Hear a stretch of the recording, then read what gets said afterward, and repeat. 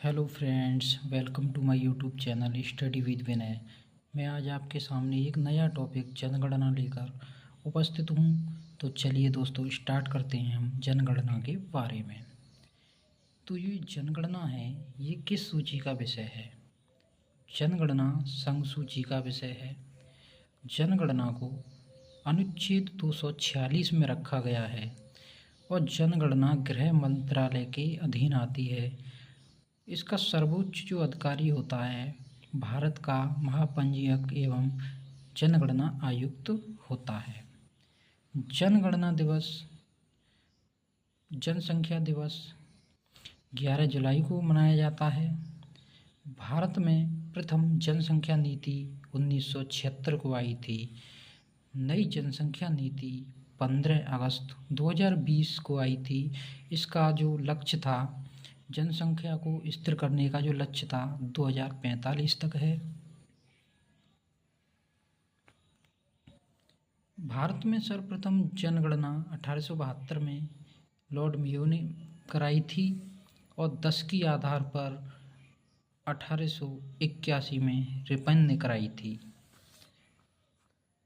स्वतंत्र भारत की प्रथम जो जनगणना है वो 1951 में हुई थी और जनगणना आयुक्त गोपाल स्वामी थे। जो पहली जनगणना हुई थी 10 की आधार पर, उसके फर्स्ट जनगणना आयुक्त W क्लोडेन थे। 2011 की जनगणना के आयुक्त डॉक्टर C चंद्रमौली थे। वर्तमान में जनगणना आयुक्त विवेक जोशी हैं।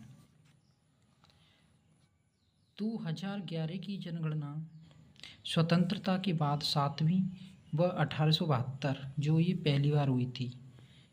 1872 से 15 और 1881 ये वाली 1881 से 14 और 1931 के बाद से जाति आधारित पहली जनगणना है।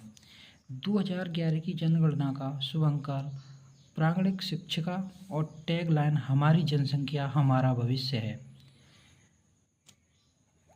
कुछ पॉइंट्स और जानते हैं दोस्तों। लिंगानुपात क्या होता है?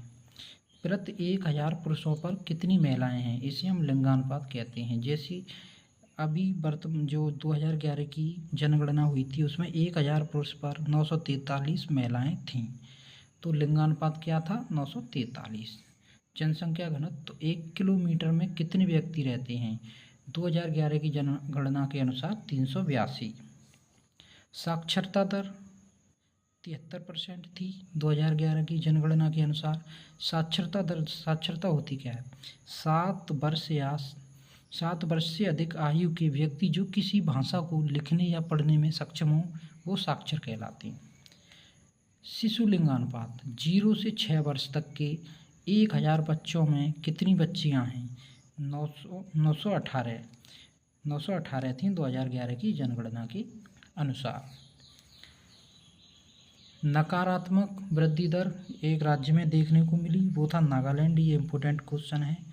10 की वृद्धि दर 17.7 थी और वार्षिक वृद्धि दर 1.64% और पॉपुलेशन 125 करोड़ लगभग 17.5% थी और एरिया 2.4%। आगे देखते हैं दोस्तों। कुल नगरीय जनसंख्या 31.2 यानी नगरों में रहने वाली, और ग्रामीण जनसंख्या 68.8, मतलब 100% में से गाँव में 68.8 जनसंख्या रहती है, शहर में 31.2। सर्वाधिक जनसंख्या वाला जो स्टेट है यूपी, फिर महाराष्ट्र, फिर बिहार, सबसे कम सिक्किम, उसके बाद मिजोरम। ठीक है। सर्वाधिक जनसंख्या घनत्व जो बिहार का है, यानी 1 किलोमीटर में सबसे ज़्यादा आदमी बिहार में रहते हैं और सबसे कम अरुणाचल प्रदेश का है। लिंगानुपात केरल का लिंगानुपात सर्वाधिक है राज्यों में, और यूटी में पुदुचेरी का, और मिनिमम हरियाणा का है, और यूटी में दमन द्वीप का। शिशु लिंगानुपात आंध्र प्रदेश का सबसे ज़्यादा है और मिनिमम हरियाणा का है। साक्षरता दर देखते हैं दोस्तों। साक्षरता, सबसे साक्षर राज्य केरल है, यूटी में लक्षद्वीप, मिनिमम बिहार और यूटी में दादरा एवं नगर हवेली। अब पुरुष साक्षरता सबसे ज़्यादा केरल की है, सबसे कम बिहार की। महिलाओं में भी केरल की सबसे ज़्यादा साक्षरता और राजस्थान की महिलाओं में सबसे कम है। अच्छा, शहरी साक्षरता मैक्सिमम मिजोरम की है और यूपी की सबसे कम है। ग्रामीण में केरल की सबसे ज़्यादा है, आंध्र प्रदेश की सबसे कम है साक्षरता।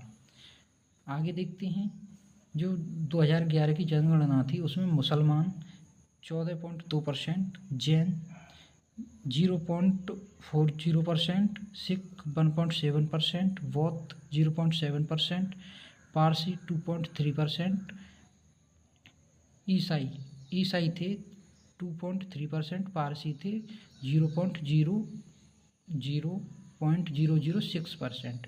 यानी कि ये अल्पसंख्यक, टोटल अल्पसंख्यक मिला के, सारी अल्पसंख्यक हैं, इन्हें मिला के 19.3%। सर्वाधिक शहरीकृत जो राज्य था वो तमिलनाडु था, वर्तमान में गोवा है। यूटी में दिल्ली था सर्वाधिक शहरीकृत। एससी का परसेंटेज 16.6, एसटी का 8.6, टोटल मिला के 25.2 है। तो दोस्तों, मैंने बहुत ही कम समय में जनगणना से संबंधित सारे प्रश्न कंप्लीट किए। दोस्तों, आप चैनल को सब्सक्राइब कर लें, वीडियो को लाइक कर दें और दोस्तों के साथ शेयर कर दें। बहुत ही अल्प समय में बहुत सारा कंटेंट देने का मेरा प्रयास रहता है। थैंक यू दोस्तों।